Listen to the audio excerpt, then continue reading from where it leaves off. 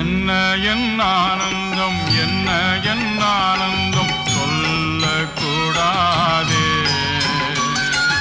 என்ன என் ஆனந்தம், என்ன என் ஆனந்தம் சொல்லக்கூடாதே. மன்னன் கிறிஸ்து என் பாவத்தை எல்லாம் மன்னித்து விட்டாரே. வெள்ளங்கி பொன்மூடி வாத்தியம் மேல் வீட்டில் ஜெய கொடியுடனே மண்ணுலகில் வந்து விண்ணுலகில் சென்ற மன்னனை ஸ்தோத்தரிப்போம். மண்ணுல